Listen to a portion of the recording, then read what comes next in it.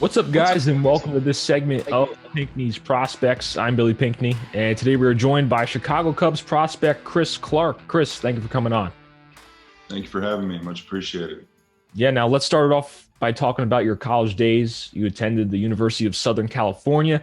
What kind of experience did you have playing there? I mean, I know I only went to one college, but I can really only say it was second to none. I mean, it was USC, and the school is it's beautiful. The campus is unreal with all the brick, and the people there are really nice. And I know it's corny to say like the networking thing, but USC has such a good group of people that all want to stay together rather than just be together. Right. I think that's what makes the school so valuable, especially the education. That's great. Now, in 2019, the Cubs drafted you in the fourth round, pretty high in the draft. Can you talk about when you found out that you were drafted? Honestly, that was one of the most stressful days of my life. I kind of blacked out for about 2-3 hours because I was sort of like, I mean, I wasn't exactly the greatest player. You know, I just had a good year and I worked really hard for it. And when it came to that day, I felt like I could either slip through the cracks or I could finally be noticed.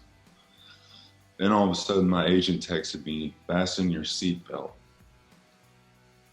And I was like, "I'm on a couch, man. We don't have any seatbelts on this thing." And literally 5 seconds later, my name got picked. And I was like, "Oh my God, I did it." Like, I never thought that those were going to be words that I'd ever heard before. So the fact that they came out just meant so much to me because it finally felt like that whole year had added up to something that was worth it. That's awesome. Now, so far you spent a season in pro ball, played in single A in 2019, and recorded a 1.96 ERA in 8 starts. Very solid numbers.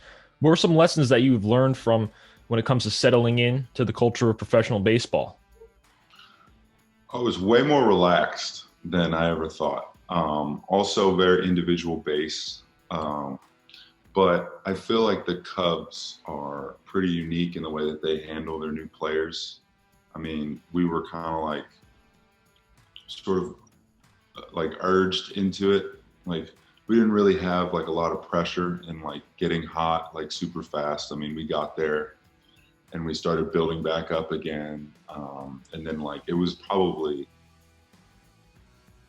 like a month before I actually got sent up to Eugene to start playing, rather than like most teams where you just go start playing immediately. Yeah. You know, so I really like that because my arm definitely needed the break after a long season. But I mean, it's a great group of guys, and in Eugene I had such a good time, except for I get bloody noses a lot. Right. And Eugene is right next to the Willamette River. Okay. Willamette in native tongue means sickness because of the pollen. Right. So I had bloody noses like every other day that just like Wow. wouldn't stop. So there were a couple times where I had to pitch with like a tampon up my nose for a couple innings in those 8 starts. There were definitely 2 or 3 of them where I was like, I had a little cotton ball up there. I needed to make sure that I didn't get blood all over my jersey. Right. Oh, well, hopefully you won't be there next year. Hopefully you'll be in high A. Well, I've heard that Eugene got shifted over to the Giants organization. Okay. Because of the short season, slash or whatever. Right. Which is a fantasy that short season's gone because it's such a valuable league. But at the same time, it's just another level. I mean, if you could take out a level, I mean, that's just going to make everybody move faster. So yeah, I mean, we saw a lot of that with the teams being eliminated from the organizations, and even in the MLB, you had guys getting called up from AA, skipping different levels, and it's a whole mess right now. And I guess next year we'll see how everyone's placed, where everything goes, and that'll probably change how organizations look at how they promote their players, possibly. Yeah, I mean, I definitely think that the whole game has definitely changed, especially with not only that level being cut out, but with 60, 75, even on some teams, 100 guys have been let go, which is unfortunate. But it's been something that's been talked about for a while now. I mean, probably 5, 6 years it's been talked about. You know who actually stopped it? Was Joe Biden. Really? Not that I'm going to comment anything political, but Joe Biden and Commissioner Manfred had a meeting, and Joe said that you got 75,000 jobs in like the short season, like lower apparatus of like baseball. Like, why would you want to let those go? Yeah. In the next year, it got cut. Yeah. So, I mean, it's whatever. But We'll probably see a lot more of the independent leagues. I mean, I'm always involved with independent ball, and I've seen lots of teams join those leagues, and even the partner leagues for collegiate prospects. A lot of high level stadiums are joining those leagues. Trenton Thunder was the Yankees affiliate, and I'm pretty somewhat close to that stadium. It's a nice facility, but they're now in a collegiate league, so we'll see a lot of flux with those stadiums and the players. And I'm sure not all players will have an opportunity now, but if they have an opportunity to play somewhere and still continue their careers, I'm sure that'll be something that will hopefully work out for them for the better. Yeah, and I actually really like seeing that, because I mean, it is such a small market for professional baseball players that if there could be even just 10% of major leagues funds going towards actually developing players in like college ball, summer ball, other places where there's more kids and they're always going to be cycling through. I mean, you've only got like 1,400 picks, 1,500 picks every single, not even anymore. Now it's only like 5 rounds. Right. So if there could be another, like a more of an emphasis on like college players, and in my opinion, especially high school players, because this whole pandemic kind of screwed them up. Yeah, it did. To commit. I think that would definitely be great for the game of baseball, because that would just make it more accessible. Yeah, I mean, even with, you just mentioned the 5 rounds, I think MLB might bump it up to 20 and keep it there, but that's still cutting in half of the original 40 that they had before. And so teams will have to look at how they evaluate players in a different way, because if a guy didn't get drafted, they'll end up having to play in one of these other leagues, and they'll have to have more of an open mind and consider those guys because they didn't get that opportunity, to get drafted in, say, the 10th round or even the 15th or 20th rounds. Mm-hmm. Yeah, I definitely think that's a good move by them. I do personally feel that there should be like 35 rounds, right, or 40. I mean, you should have like a roster like every year coming through. But I feel like after, even a long time ago, it used to be 60 rounds, where you have that draft kind of structuring the whole system. Yeah. And the systems remain the same, even though it's dropped to 40 rounds. Now it's down to 5. Maybe it goes back up to 20. But eventually I feel like baseball should just be single, double, triple A, big leagues. Right.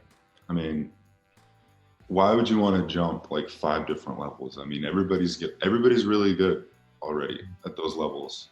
Why would you want to spend another year when you could be making, I don't know, $500,000? Like, let's help each other out here. Yeah, and we're seeing a lot of that with guys who are in their low 20s making it to the big leagues after only playing a year or two in an organization. A guy got drafted this year on the White Sox, and that lefty reliever, and he made it to the big leagues without playing in the minor leagues. It's pretty crazy, but we'll see. Maybe we'll see more of that moving forward. Maybe only a couple years of minor league experience will be the norm. And I mean, we'll see. It's only time will tell what'll happen in the future. Yeah. Now, going back to what you were saying and your own personal experiences, what pitches do you throw, and are there any that are in the works that you've improved on since the 2019 season? Yeah. So I think most people know me as like a fastball slider guy, but the slider is actually a curveball. So, okay. Yeah, it's a slurve, but it's a spike curve, but I kind of throw from like this arm slot, so it kind of sweeps across. On top of that, I used to have a slider in 2019. Now it's morphed into a cutter. Okay. and I throw another fastball, a two seam, and a changeup. So 5 pitches total. Wow.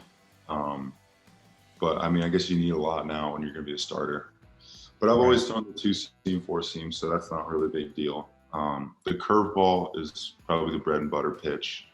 And when I was in spring training this year, they introduced me to a cutter grip, and I know nothing about a cutter. So they're like, all right, just throw it. They're like, you're gonna hold it like this and you're just gonna throw it. And I was like, okay.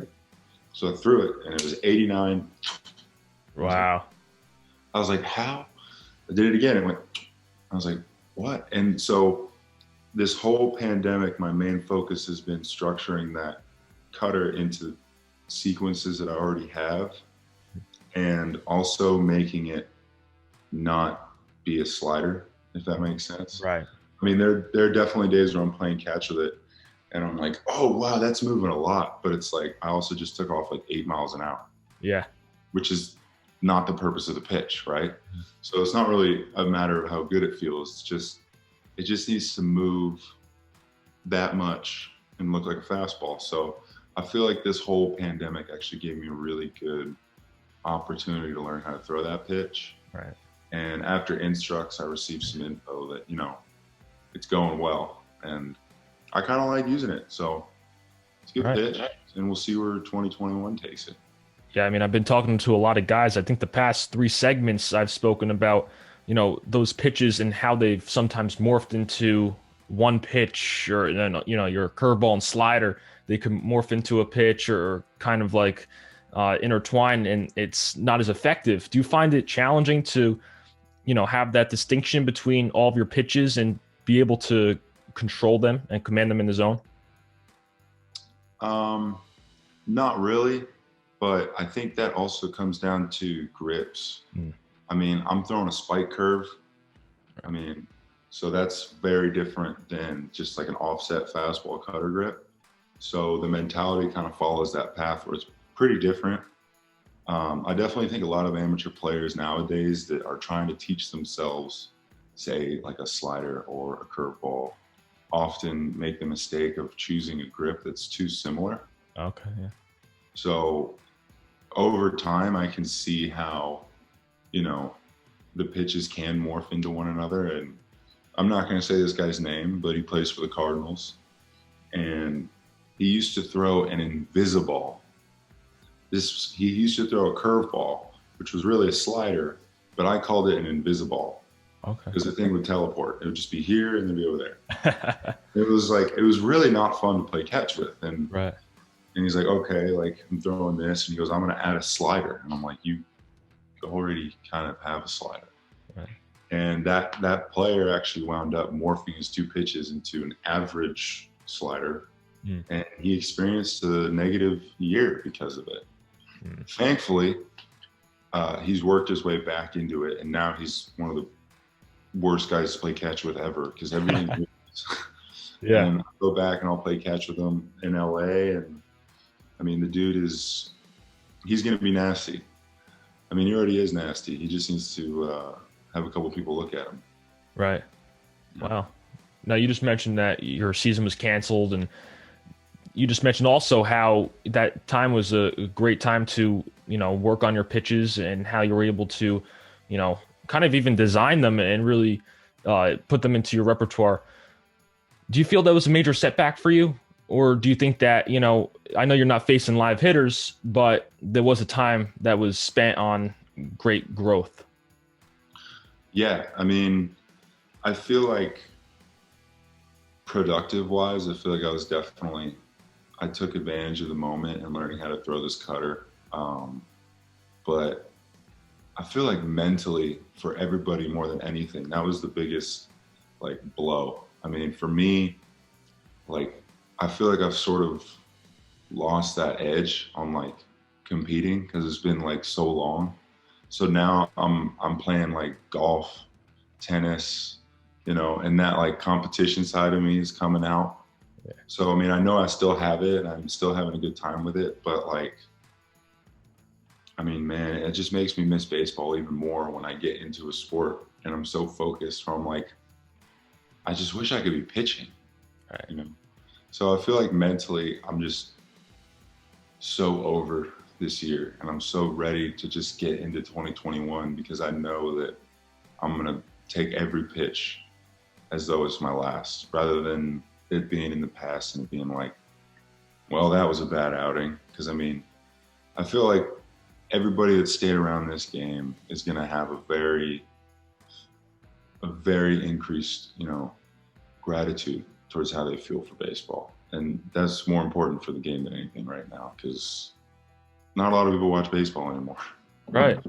And it's tough. I mean, the younger audience is something that the MLB needs to really focus on gaining. And sometimes, a lot of players in high school are, not playing baseball, they're playing lacrosse or other sports instead. And, that could have an impact on the future of viewership of the game. But I also think that how younger players in the game are treating it. You have the thing with how the younger players are having fun with it and enjoying the game at the big league level.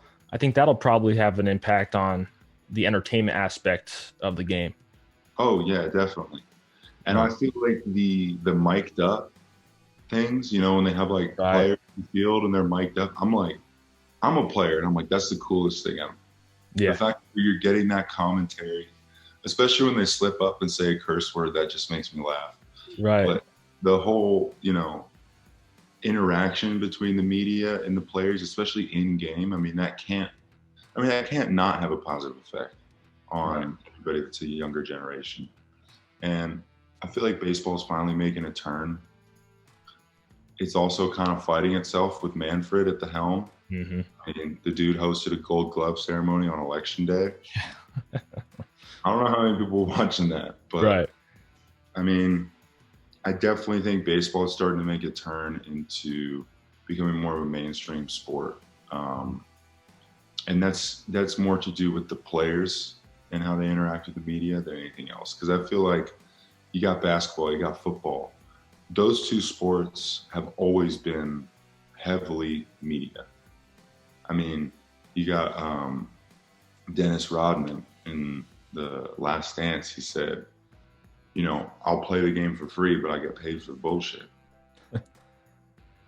Now you finally have the media coming over to baseball and taking up sides. I mean, I feel like Fernando Tatis Jr. is definitely getting a lot of attention. You got Aaron Judge, who's a monster. And there's all these new star players that are so good at what they do that it's no longer like average guys can play this game.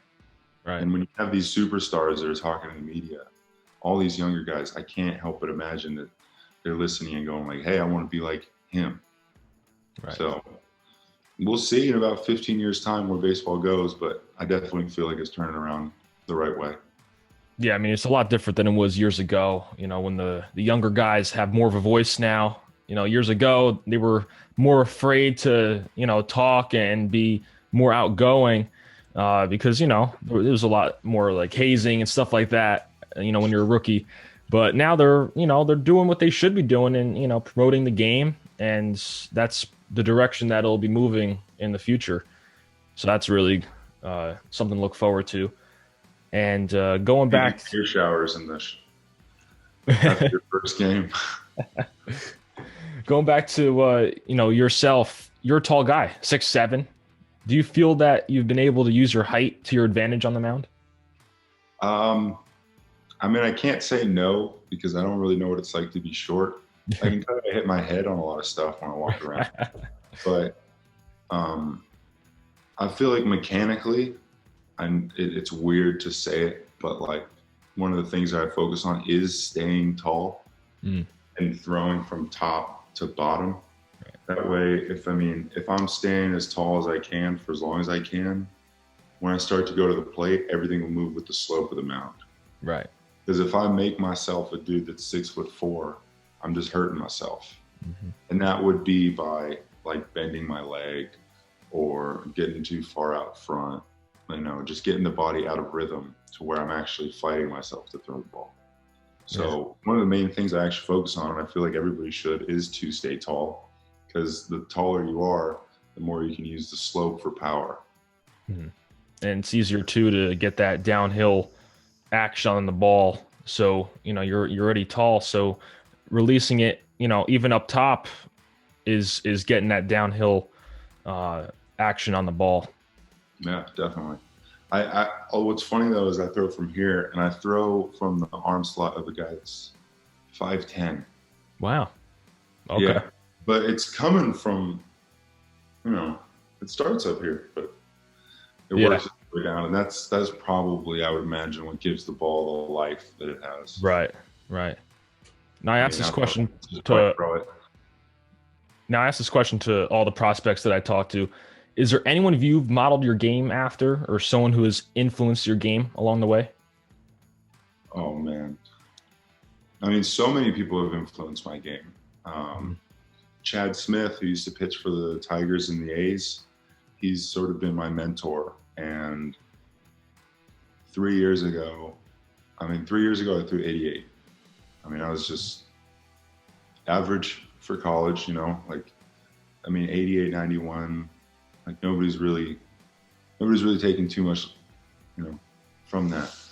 But Chad sent me to a guy named Bill Sizemore. And Size is one of the very few guys I've ever met in this game that solely works with like high school and college kids on development and like true development. Um, and he actually taught me how to use my legs to throw. And it was one bullpen. It was one pen where he's like, all right, do this. And it just got my hips a little bit out in front. It got my body with a little bit of lean. And I mean, that summer I went from throwing 88, 91 and 92, 94. And then that season it went to like 92 plus. Wow. And I was like, I've never experienced that power. And because I was using my body more efficiently, I was actually able to throw more strikes. Yeah. So, I mean, he was a pitching coach with the Pirates and the Marlins, but Bill Sizemore was probably the number one reason that I was capable of getting to where I'm at today. He Yeah. also taught me the curveball, which Oh is, wow. yeah, I mean, I think that sort of speaks for itself. Right. I mean, guys say any little adjustment can really make an impact and change someone's career. And even mechanically, is there anyone that you've, say there's someone who's comparing you to a current big leaguer? Is there anyone that you've witnessed that might be similar to how you play and your mechanically? I mean, I try not to think about that too much, if I'm Mhm. honest. Right. I mean, I've been told that I look like Bumgarner from the right side. Okay. I always question it because, I mean, if I look like Bumgarner from the right side, I mean, how do I look like Bumgarner? Like, so, and when it comes to like that whole thing, I just feel like I try and avoid trying to look like other people because there are so many things with my body, especially with past injuries that I try and avoid, like power sections coming from, that when I throw, I just try and keep it real, keep it me. And then hopefully maybe one day some kid will be like, oh, I throw like Chris Clarke. But,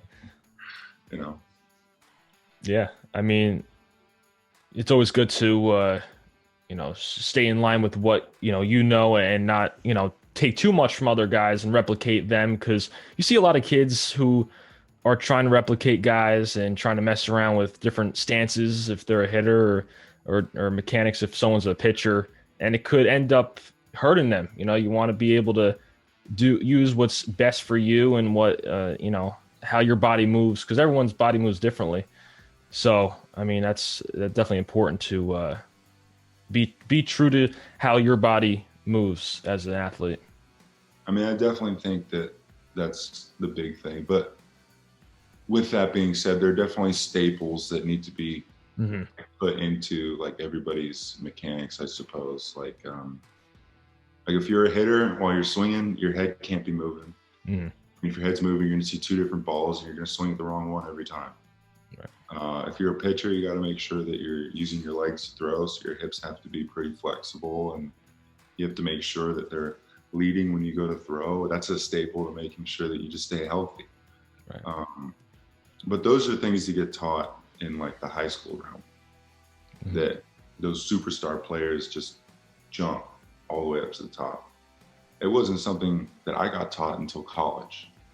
So, I mean, a big part of that I feel like is actually just coming across somebody that knows what they're talking about. Because you could take a stadium, you could take Oakland A's stadium, and you could put every single big leaguer that's ever played. You're not going to fill it up. I don't even think you get halfway, and like most of them are dead. So Yeah. that'd be kind of weird if you had them sitting in the stands. Right. But yeah. Yeah, I mean, the last question I want to ask you today is what advice you would give to younger prospects, whether in high school or college, who might be going through that process of recruitment or getting drafted? Um, I mean, I feel like there are a lot of things that I can say, but have a growth mindset. I definitely think that the moment you shut your mind off to new ideas, you will stay stagnant forever. There was this line that we learned in instructs this year, and it was like, a growing fruit is growing, but a ripe fruit is rotting. So you have to make sure that you're constantly letting yourself grow, take new information with a grain of salt, and filter it for yourself and understand what works. Because take it from me, I was pretty arrogant out of high school. I mean, every kid that comes off of their high school team is the best player, and they enter themselves into a world where they're all of a sudden average.